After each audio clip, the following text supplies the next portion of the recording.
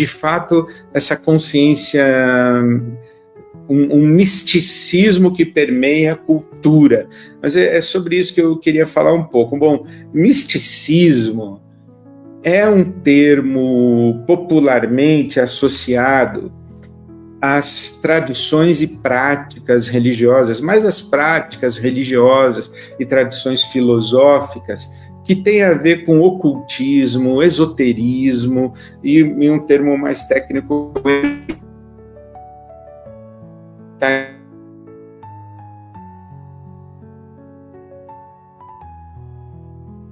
na base aí dessa coisa toda. O hermetismo tem a ver com Hermes Trismegisto, ou Hermes Trismegistus, que é uma entidade lendária, uma combinação do deus Thoth egípcio com Hermes, o deus grego. Os egípcios, eles acreditavam em revelações que lhes haviam sido transmitidas, presta atenção, 34 mil anos antes de Cristo. Conceitos, verdades, pelo menos é o que diz aí a historiografia, né? Eles acreditavam em verdades, conceitos transmitidos 34 mil anos antes de Cristo, pelos seus deuses, e o deus Thoth, que é o deus identificado pelos egípcios como o criador do alfabeto, como o inventor da escrita, o alfabeto. Então ele é o revelador da sabedoria dos deuses, da sabedoria do divino Logos, que é um conceito grego. Então veja que interessante, né? Quando os gregos ficaram sabendo do deus Thoth, eles falaram assim, esse cara, ele é muito parecido com o nosso deus Hermes. E aí, então, tem essa tradição de que as revelações dos deuses do Egito foram atualizadas pelo deus Hermes, pela terceira encarnação do deus Hermes. E por isso que ele é chamado Trismegisto. Porque ou ele é nascido 3 vezes, ou o Deus 3 vezes grande. Então, o Hermes, dentro da cultura grega, é esse Deus que traz revelações. Então, o hermetismo tem a ver com isso, com revelações que vieram dos deuses. E hermético, você sabe o que é hermético? É fechado, é oculto. Então, essas revelações dos deuses, e isso eu ainda estou ali na cultura grega e na cultura egípcia, essas revelações, elas são ocultas, elas são segredos, elas são mistérios guardados, né? Daí vem a ideia do esotérico. Esotérico é um termo usado para referir a doutrinas e princípios e conhecimentos que não podem ser vulgarizados.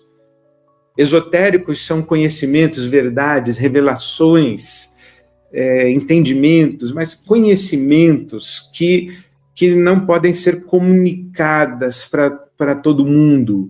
Elas são reservadas para os iniciados, ok?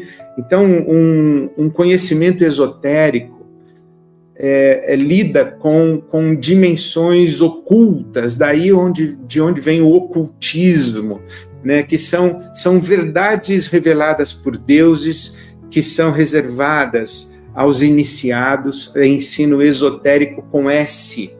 Sabe, presta atenção nisso, é muito interessante. Tem o esotérico com S e o esotérico com X. O esotérico com S é o reservado, é o oculto, é o mistério, é somente para iniciados, ensinamentos esotéricos. Agora, esotérico com X é para fora, e são ensinamentos que podem ser partilhados publicamente, que estão disponíveis ao grande público. Agora, o esotérico com S é aquilo que é reservado. Daí vem a ideia da mistagogia. O mistagogo é aquele que introduz uma pessoa aos mistérios. É aquele que introduz uma pessoa aos conhecimentos e revelações e verdades ocultas das tradições antigas. E o mistes é aquele que foi o iniciado. Então, quando a gente fala em ocultismo, esoterismo, hermetismo, misticismo, nós estamos falando disso. Nós estamos falando de tradições religiosas antigas, tanto do Egito, da Grécia, do hinduísmo, do budismo, né? Todas essas tradições têm a sua dimensão esotérica. Muitas divindades, muitos rituais. Então, cada conhecimento e cada conjunto de revelação existe a sua tradição ritualística, a sua experiência de acesso ao contato com esses deuses. Então, daí que vem, por exemplo, as noções populares de magia, de alquimia, né, da bruxaria. Então, todo esse sentido popular, isso aí é tudo uma compreensão popular, não é necessariamente o que as tradições das religiões esotéricas dizem, né? Por exemplo, há muita ciência na alquimia, há muito conhecimento na alquimia, e quem vai dizer que a cultura egípcia é uma cultura de superstição? Quem pode desqualificar toda a contribuição civilizacional, civilizatória da engenharia egípcia?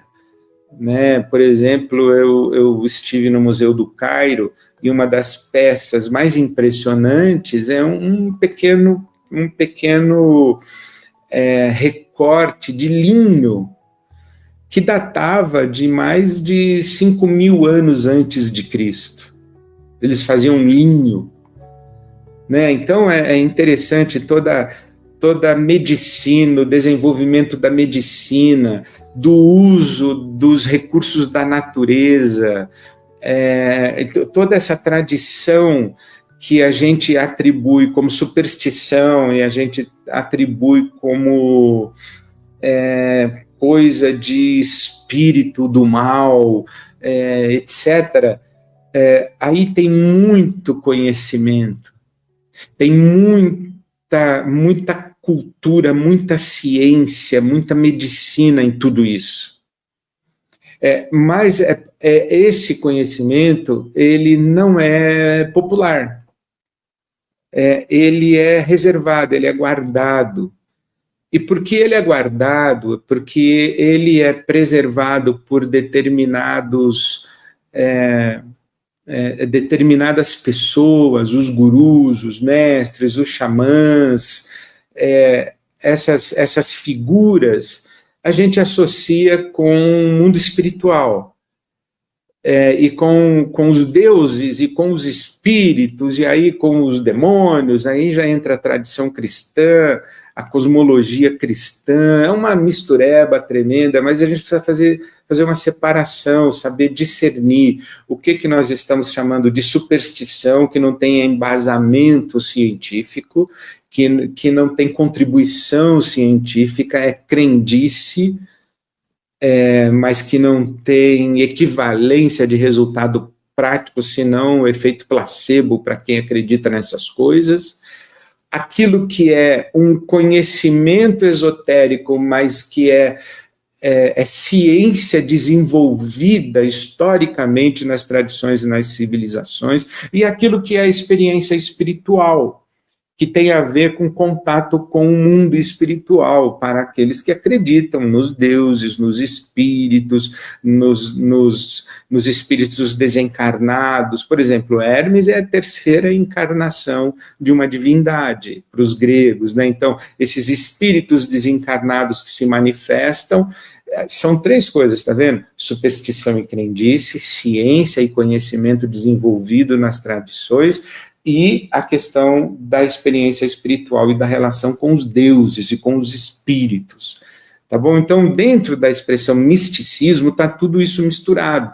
Um conhecimento oculto, uma experiência de integração com as forças da natureza, a descoberta humana das forças da natureza, a apropriação humana das forças e dos elementos da natureza, a maneira como o ser humano se apropria, né, como as tradições filosóficas e religiosas se apropriaram dos recursos naturais em benefício próprio, né, em benefício do próprio ser humano, da humanidade, né, tudo isso está guardado dentro das tradições chamadas esotéricas, e a experiência de incorporação de espíritos ou comunicação com os espíritos.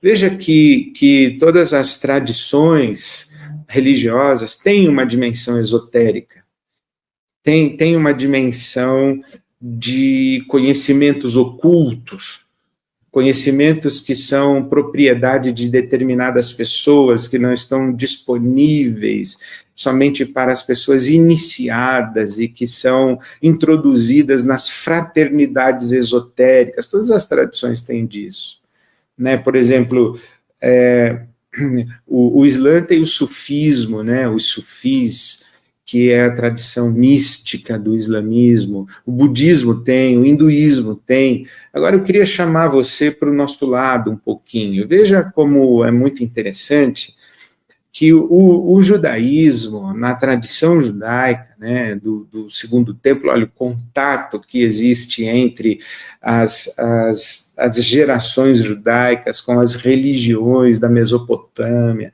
da Babilônia, da Pérsia, os persas, como tudo isso entra,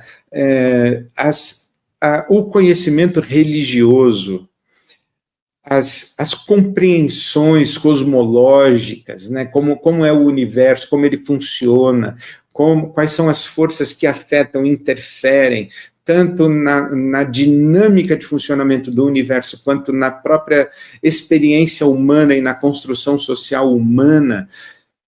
Essas coisas, elas não são estanques, não tem coisa que é só do Egito, só da Grécia, só da Índia, que é só dos babilônios, não, é uma mistureba, porque a gente pensa que o mundo antigo não tinha comunicação, né? Os caras não tinham internet, parece que eles não se comunicavam, não, eles se comunicavam, as rotas comerciais, as interações, os povos, um povo conquista o outro, leva seu Deus, os seus deuses, os seus conhecimentos, mas assimila conhecimentos e vai. Olha, veja que interessante, né? Que os gregos, eles quando ficam sabendo do deus egípcio, Tote, eles falam, não, mas o nosso deus grego aqui, o nosso deus Hermes, é muito parecido com ele. Aí mistura. Não existe religião pura,